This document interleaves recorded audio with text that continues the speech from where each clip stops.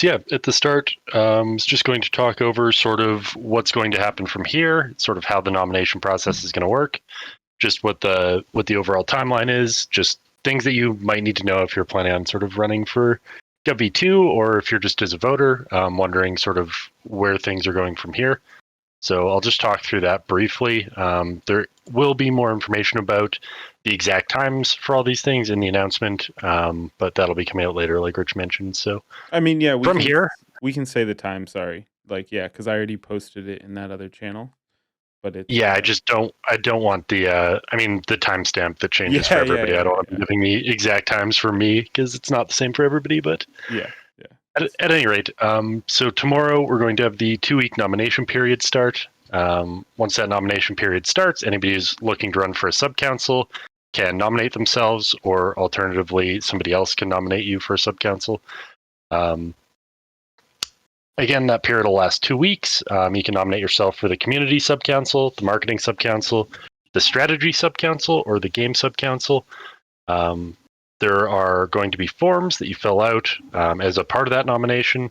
Yeah, and that'll last 2 weeks. After that, there will be 5 days for campaigning. During that period, people can be doing interviews. They can be doing that during the nomination period as well, but the 5 days are explicitly for sort of campaigning, letting people know what you're all about, why they should vote for you, basically that kind of thing.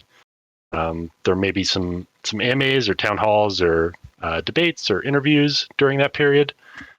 Following that, there's going to be a 5-day voting period. During that period, that's when you'll be casting your votes. As far as voting goes, we're still using snapshots, so it'll be essentially the same process as under GovV1, except there will be 4 sub-councils, and you can cast a vote under each sub-council. So that's really the only difference there, but not fundamentally different than what we've had under GovV1. Following the voting period, after it's concluded, there's a 15-day gap in between the end of voting and the new sub-councils taking effect. That 15-day period will be used to help onboard the newly elected sub-council members, basically bring them up to speed with what's been going on in GovV1. We'll likely have a meeting with the new sub-councilors, the current council will, just to sort of let them know what's been going on. Basically just, yeah, an onboarding process. And that's about it. Any of the other council members want to add anything to that? Yeah, I just wanted to say that it might sound like there's a lot to it, but really it's quite a straightforward process, and many of you guys have done it already before. And if you haven't and you have questions and things, even after this town hall, you can always ask people in the Discord. You can ask Rich. You can tag any of us as well, and things like that. And we'll help you figure out maybe what you might want to write in your nomination and kind of how to go about it, things like that. Just everyone's around to give you a hand. Also, we welcome absolutely everyone to put their name in the ring for future councils. I think I always love a diversity of opinions. Obviously, there's a lot of different sub councils now, and you might be suited better to some than others. You can always ask for advice on that sort of stuff as well. But just if you think you can help out the Illuvium and the Illuvium governance and the council and DAO and everything in some way, then it would be great to see you putting yourself forward for the council. I look forward to seeing lots of new faces on the council in this next epoch, and so we can all further Illuvium together. Yeah, and I'll just say to clarify on the I might have missed where you said it, but just like as far as the form goes that you guys will be filling out, it's the same thing that we did in the previous elections, except there's going to be it'll be a Google form and there'll be a little bit more information on it, like just information I have to collect anyways. If you do become a council member, essentially.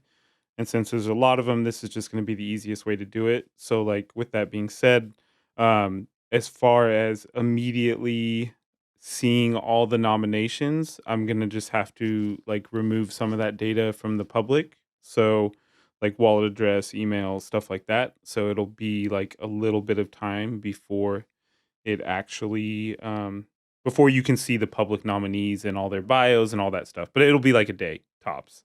So, it won't be long. There was something else too that you mentioned, but I'll think of it. Annie, were you gonna say something? Yeah, I was going to second the sentiment from the other council members up here that uh, look, guys, as a community, we've spent a lot of time over the past year. We're approaching 9 months since the discussions for GovV2 began. And as I've reflected a few times, very pleased that we've gotten to the point that we have thus far, where we now are going to be able to grow dramatically the number of community members that are able to participate in governance. This is an absolutely good thing. It's a huge advantage to be able to let people focus on roles that they're uniquely suited to, based on their experience and knowledge. And so the key expectation then of that is, as a community, we need individuals to step up and to run for these roles. And so, as I always remind people, the expectation is not that you're the perfect candidate, but that if you have specific skills in any one of those sub-councils that we've mentioned, whether we're talking about gaming or marketing, community, strategy, etc., that and you have a willingness to support the project and to spend the time that's necessary to be able to contribute effectively, then you should absolutely consider running. And the other just general feedback that I would give to our community for anyone that's eager to hop into the ring, so to speak, is it's most important that obviously you're communicating your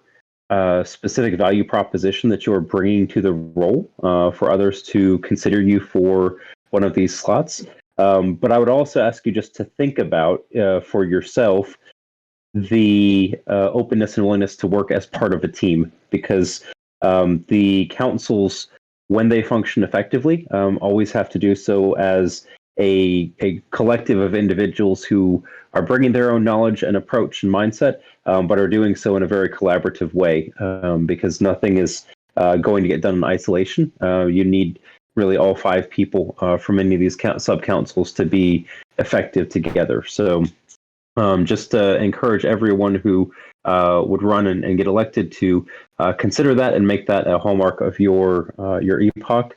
And I would, just say I'm as excited as I've ever been for where the project is going. So this next epoch is going to be a critical one, and we need the best people.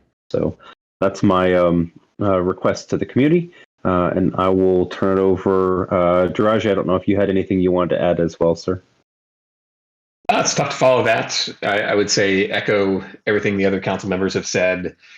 We've put a lot of work into building the governance V2 setup, and I'm incredibly proud of it. It really does advance decentralization of governance, which is everything that we've been aiming for since Illuvium started.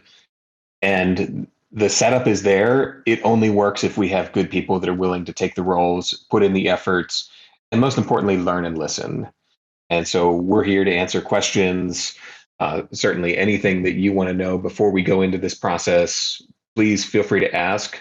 That this is only successful with the community stepping up and taking these roles.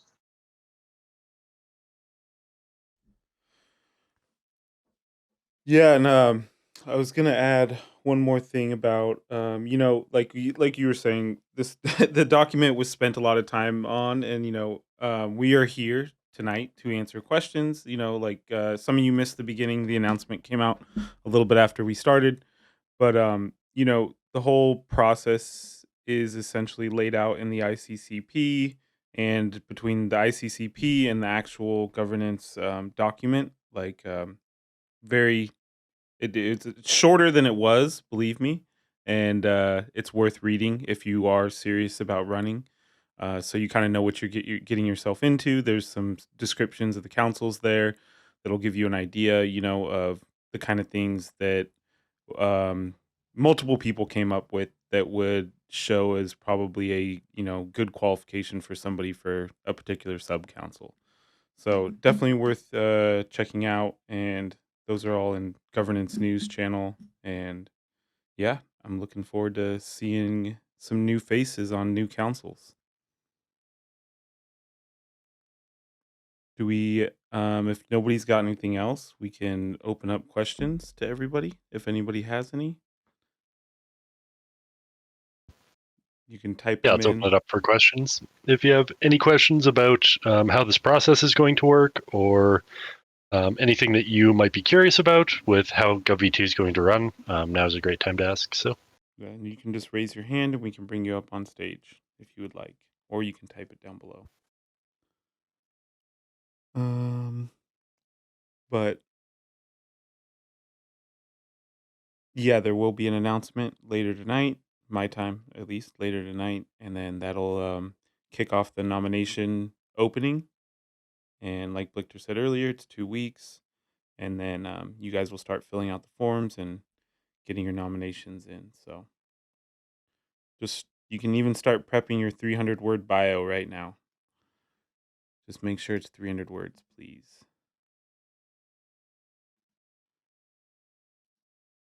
Yeah. No, Exactly. Reject 299 or 301. Must be exactly 300. Victor, do we want to run through it one more time? Because most of the people showed up after. Do you mind?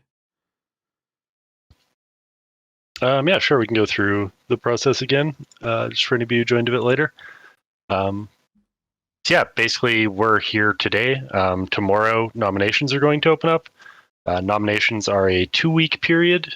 During that time, you can nominate yourself or you can nominate someone else for a position on one of the sub-councils. The sub-councils that are available for people to run for are community, marketing, strategy, and game sub-councils. Yeah, after that 2-week nomination period, there is a 5-day period for campaigning. Campaigning can happen during the nomination period, but the campaigning period is specifically for campaigning. There's nothing else going on during those 5 days, so that could be a time for things like AMAs, town halls, interviews, debates, anything like that can be happening during those 5 days. Following the campaigning period, we enter a 5-day voting period. That's when you will be voting for members to be sitting on a sub-council. The process is effectively the same as it was under GovV1, so we will be using Snapshot. The only difference is that there will be 4 separate Snapshot votes, basically 1 snapshot for each sub-council. So it is a little bit more work to vote, but really, if you're familiar with Snapshot, it's not any different of a process than previously. Following the voting period, there's a 15-day period that will more or less be used for onboarding the sub-councils into the role. So basically letting them know what's been going on with GovV1, potentially giving them some tools that they can use that we've found helpful, that we sort of want to recommend, just communication tools, things like that. Yeah, and that's basically kind of an overview of the process from where we are today. Oh, I was on mute. Yeah, I can link it. No problem. 1 second.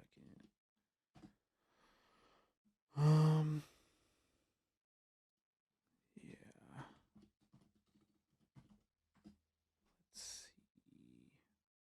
And yeah, so as far as Artemis, you asked a question in the chat earlier at least, and as far as if we're going to be, I believe TSG says he was going to do some interviews, but it's dependent a lot. Like I think he was going to try and get some influencers to help him do some interviews because there is going to be, at least we expect, a lot more people running for councils. So it's going to be a lot of people to get through essentially. But yeah, I think TSG was working on trying to get that organized as best as possible.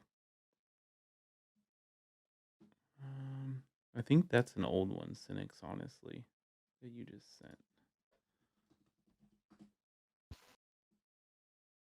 I think it might be. I was just going to add on to everything that we've said already. I think it might be worth mentioning that to not forget about the IMC as well. I know this isn't directly a part of the nomination process, but during the nomination process, during that onboarding cycle and things like that, you will have to nominate one of your fellow peers on a sub-council to be on the IMC to vote on the bulk of proposals and things like that, which does come with added responsibilities and things like that. So you might want to start thinking about if you think you would like to go for that position during even some of the earlier parts of governance, so that when you get to that point, you're not a bit lost in the weeds there. Just a heads up. Yeah. So, sorry, did you just explain how that works essentially?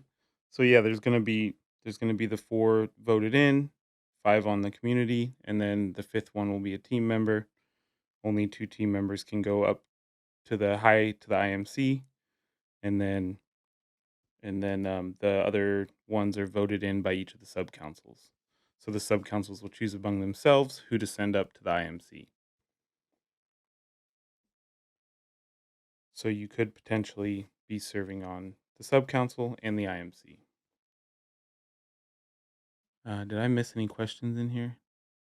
Are there any KPIs put in place for sub councils, or will there be any? Not currently. No. I think things like this were discussed. Maybe. I think this is an area where it really is going to be a learning curve. And this is the first time we've broken down the council into multiple sub-councils.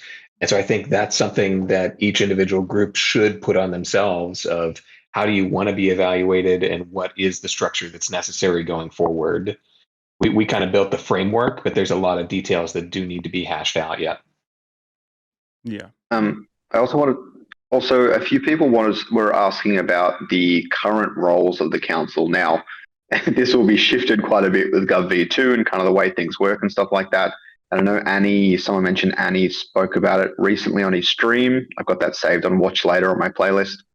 But did we want to talk briefly about kind of the roles and responsibilities in general, things like meeting and stuff like that? Yeah. You're saying you're gonna talk about the roles? I can start it off, but there's just, I don't know, there's so much. But the big one to me is probably you need to meet at least twice a month. So you definitely need to keep that in mind. And obviously every council will be accommodating to each other and things like that. Also, the current role of Rich was to take minutes and things on the different council meetings and make sure to take the notes and then post in council chambers and things like that. But that will all be delegated to the individual sub-councils now from now on, because obviously Rich has a lot of other stuff to do as well. And you get the idea. But you'll be making sure you need to do that, because keeping an open line of communication between all the sub-councils and the community is going to be really, really important. I feel like we did that quite well this epoch, but there's always improvement to be made. But it's a very important thing we need to keep in touch with. So making sure that you're meeting frequently, you're talking frequently, and you're relaying as much information as you can to the community. As one of the larger aspects of the role, there's obviously a lot of the voting aspects of the role, but that will change up a little bit given that the IMC will vote on a majority of the proposals. So their meetings, their voting, and their discussions on those votes will be a little bit more prominent than some of the other sub-councils, but making sure that communication is effective is quite important. And then the other side of that is also managing the ideas channel, discussing in there and helping reformat and submit proposals. But as I said, every sub-council is quite different. So we're not going to quite know how this is going to play out, but those are some of the major responsibilities that you will take on by being a part of the council. If anyone else has anything else to add. Yeah, I would add just a sort of philosophical approach point to this for everyone in the audience. As you consider the role of the council, I would encourage everyone to keep in mind that this is intended to be a proactive, not a reactive function. So it's of course not identical, but if you think about the expectations of members of a board or an executive group who's steering a foundation of some kind or similar equivalents, the individuals that are selected for those functions are not expected that the majority of their work is done in the meeting itself. The expectation is that by keeping a finger on the pulse of whatever industry they're in, or on the pulse of the organization and other donors or other stakeholders, that they are bringing in their outside knowledge and expertise to help steer the organization, whatever that might be. It's no different fundamentally here. That if you're filling in one of these council roles and your expectation is that you're going to wait IIPs to you to vote on, you probably don't really understand the full expectations of the role. So attending the meetings and voting are certainly a prerequisite for the role, but at the end of the day, you're being endowed by the DAO with the responsibility to steer the strategy and vision and future of the organization in whichever of the sub-councils you might be in. And so keeping in mind that you're being brought on to help both work with the team, to take community feedback, and to bring your own expertise and that of your fellow council members to the table, it's by definition an active role, and one that requires you to be willing to step up and steer into topics, and not wait for other people to bring items back to you. Certainly, you're going to have both the community and the team that at times are going to be bringing topics that you'll need to address.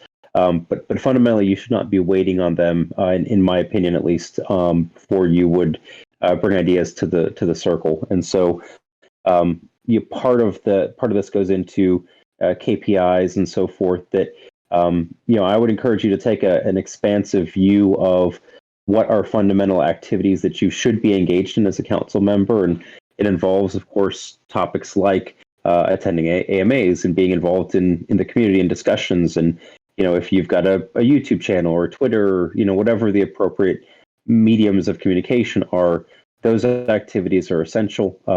Drafting IIPs as well as actually reviewing and voting on those are going to be essential. So there's a host of topics that you should consider, and obviously each person is going to be bringing a different skill set. So I would just ask you to think about it in that light, that it's a proactive role, not a reactive one primarily.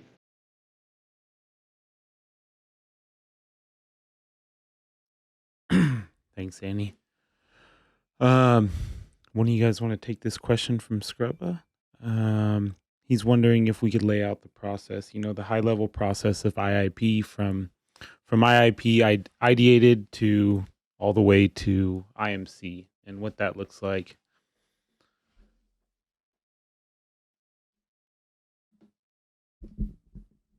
But, yeah. I can take a first shot at that, and then somebody else can jump in or tell me when I'm wrong. And kind of building on Annie's answer as well, I think one of the primary roles of each of the councils is actually a filter. And so, again, this is a very community-driven organization. The ideas get shared, they get built out, and it really is a critical role of the community council to be involved, continue to build those ideas. And something we've seen a lot this epoch in particular is you have a number of competing ideas that are going at the same central concept. And so obviously you don't take each of those to vote. And so it's been something for each of us to be involved in those conversations, kind of understand and distill the different ideas, combine them together into what is the best idea, and then have a discussion on it. A lot of that this next epoch is going to happen at the community council level, and starting to really distill those ideas into something that is tangible and you want to advance forward into the specialized councils. And so the community council will then route those ideas to one or more of the other sub-councils that will take a little bit more of a technical assessment of what is possible, how does this combine with other ideas that they've seen, and then also critically looking at what are the resources available and say, should this be something that is taken on now? Should this be something that is built upon? Is this something that should take precedent over work that is already happening?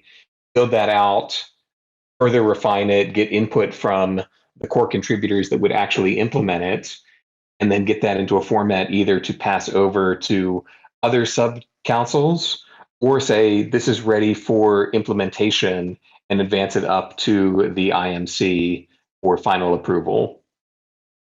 And then at that level, it really is looking across the organization, seeing overall priorities across each of the different subcouncils and broader DAO, and say this is something that should be voted in or shouldn't be right now.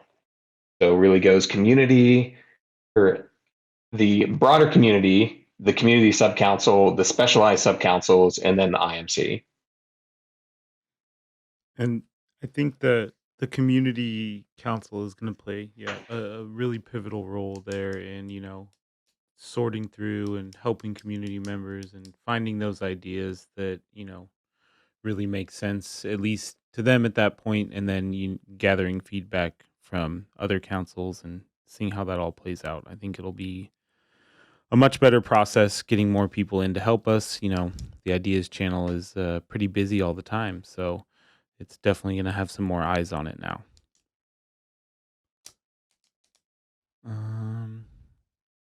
Any more questions from anyone? This is recorded, so if you missed half of it or part of it, we will put it up. And I did check my microphone settings, so it won't sound terrible. But if there is any more questions, I think not. It's looking like. You guys have anything else you want to clarify or redundancies? Oh yeah, just to double clarify, you cannot run for more than one sub council. I think everyone kind of knows that at this point, but I just wanted to double check. I'm sure I'll find some nominations for more than one. They shouldn't be able to fill it out more than once, actually, but could be one. Yeah, but I guess that's where it gets a bit weird when people can nominate other people. Yeah, But we'll have to filter that. yeah. We will ask the candidate which sub council they want to be nominated for if we get some weirdness. Yeah. Shouldn't be too difficult. Does Kappa really have a question? Kappa, did you want to come up and ask something? No, he did not.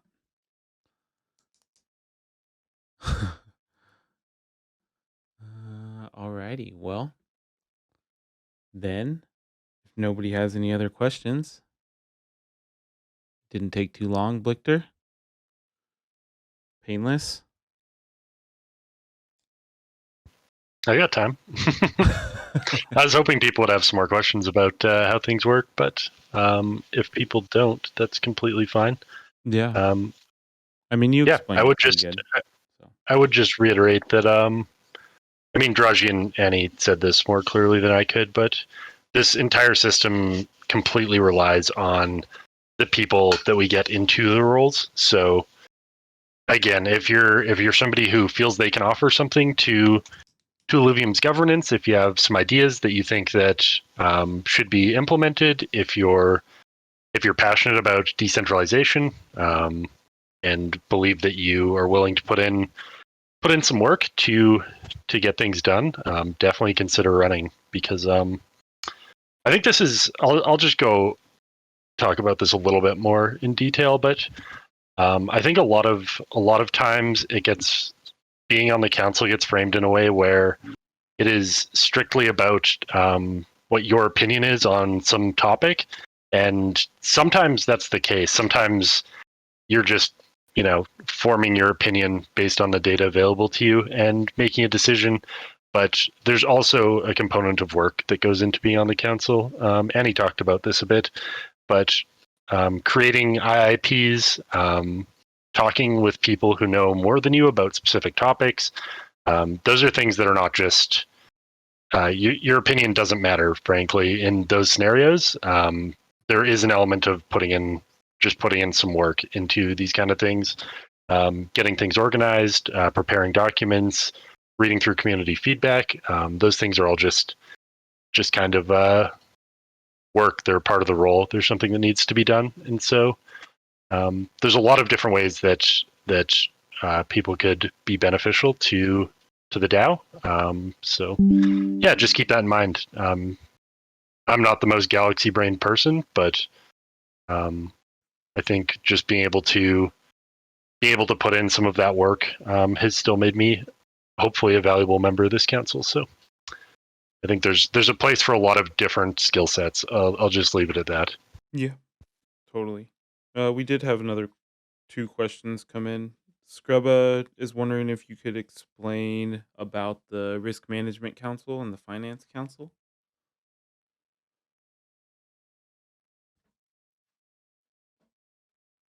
So I can jump in on that. It is a late addition, and obviously we consulted with a number of internal and external folks on the structure. And one of the things that was identified is having somebody that's more outside and kind of neutral to the project to provide insight of it's obviously a very shifting space from a financial standpoint, a regulatory standpoint. And just because something is a good idea from a financial standpoint or the community is asking for it doesn't necessarily mean it is without risk at the moment.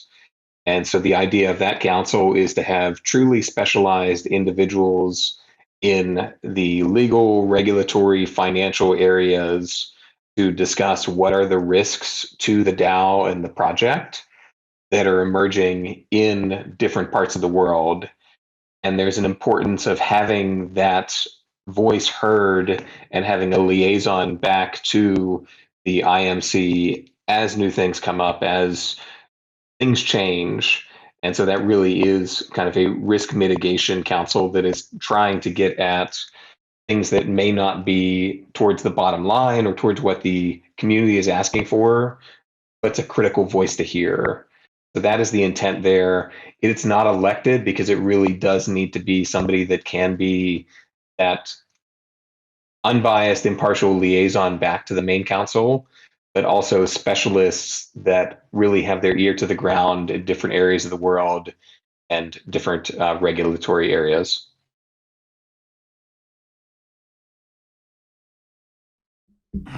Thanks, Diraji. Yeah, I was going to just add maybe for those that are that I think understand the general concept, but maybe are not completely sure how it would play out. A couple good examples just from this previous epoch that we're in. I think everyone remembers about a month and a half ago, maybe, when we had the USDC to peg situation occurring.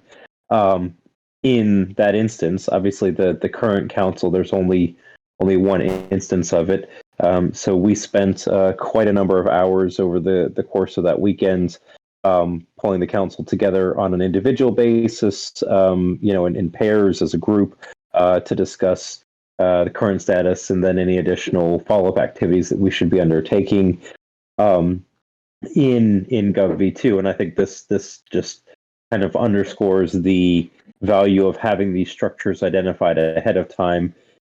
We have a framework in place that allows to quickly take a decision. For instance, we did not elect to at the time, but if for instance, we felt we needed to move 50% of the runway out of USDC into USDT or some other tokens or currency, that would have had a fast track option available to it via the Treasury Council to make a recommendation and then send it directly to the IMC for a vote. Right. So this is for instance, on the finance side, there are going to be times when there are other critical and time-sensitive financial activities, and this is why having a fast track to get to the IMC is essential in those moments when you might need to act quickly. I think everyone can also, understand, having observed the FTX collapse situation late 2022, that a number of other projects found themselves in serious financial straits because they failed to act and identify some of those risks on a quick time frame. So those are a couple examples for the finance side of the equation here with Treasury. And then in terms of risk, I think Diraji explained it well that we have any number of unspecified risks, but having a group who's solely devoted to looking at that as opposed to taking a broader look at the overall product launches and community sentiment and so forth gives us just that additional comfort as a council that you have individuals that are very specifically brought on to perform that review, be that impartial set of eyes, and weigh back in with their feedback for the council to consider it. That's super invaluable, and anyone that's led large organizations, you'll know that this type of a function, even if it's structured very different in the Web 2 sector, is a critical one that most companies and government agencies and even large enough nonprofits are going to have in place for their organizations.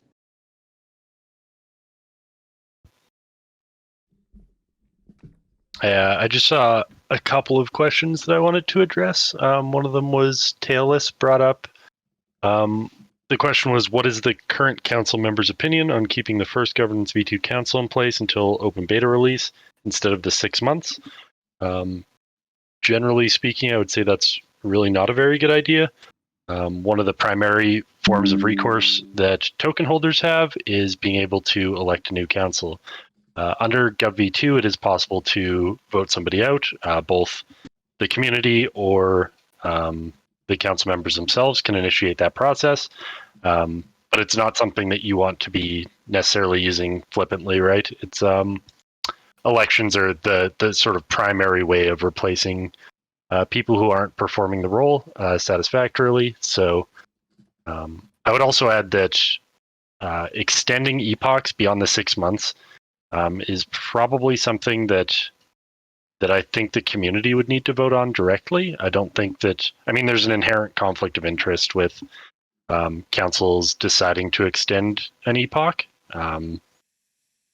If you look at parallels in real world governance, that's sort of how you end up with not ideal. I'll just say not ideal systems of government where governments just extend their rules. So I think that's a super slippery slope to go down. I understand where it's coming from a desire for sort of more efficiency, but I think sort of sticking to our guns with the current election process is super important. The other question I saw was Crucial brought up basically a concern about adding more paid positions with Governance V2.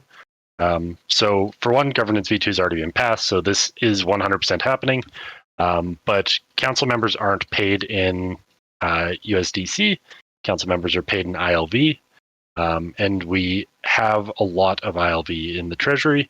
If you're looking at it on a fiscal basis or just like a percentage basis, it's a super small portion of our treasury's ILV to pay a council per epoch. So there are more roles and the overall amount spent on councils is higher. But in exchange for that, we get a drastically wider base of people, hopefully with much more expertise in key areas. And it does cost us ILV tokens, but it's not detracting from our current stablecoin runway, if that makes sense. So I just saw those two questions raised and wanted to give an answer to them. Yeah, perfect. Thank you. Yeah, we did, there was things talked about, like about possibly extending, like if we thought governance was going to be ready back in December or whatever, we were talking about possibly extending at some point, even this epoch. But yeah, it's a weird thing to have you voting yourself to stay in longer. So I just wanted to say that it will be up to the future council, and if they think that's necessary, then that might happen. I don't know. I agree with Blichter that it's not ideal 99.9% of the time. I don't like the idea of people extending their own position of power, so to speak. At the same time, there are other options. For example, pushing the game back, say 1 month, if that made sense. Now, I know no one wants to hear that, and I don't think a future council would actually do that because obviously that wouldn't be ideal either. But there are other ways to do it, and even extending the nomination process by 30 days maybe. And they have a bigger changeover or something like that. But it will be up to the future council. Yeah, I would argue too that regarding open beta launch, as critical a milestone as that is, and obviously it's one of the absolute most important milestones that our project is going to have. The work of the council is not to launch open beta, right? So making sure that we're not confusing the responsibility of the team and the council in this regard. That, in my opinion, there's less of a reason to try and link an epoch start or finish to a specific game mode launch than something like GovV2, for instance. So I would strongly be of the mindset, and again, obviously the future council would have to be the ones to make this call. But if we elected not to make any changes this epoch to try and align with GovV2 activities, I wouldn't see an argument that's a strong one as to why you should change the duration of an epoch just because of the open beta launch. I mean, that's really more of a team expectation. Now, if for some reason the team members weighed in that there was some impact that should be considered, I would of course be open to that. But I don't really see those two being as related as maybe it might seem at first glance from the community perspective.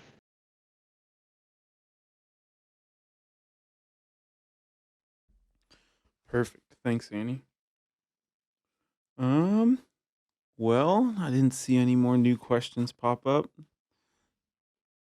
This is recorded, guys, so we do have that'll be posted shortly afterwards, and I'll link it in the governance announcement chat. Yeah, don't worry, Bairami. It's all recorded. We're good.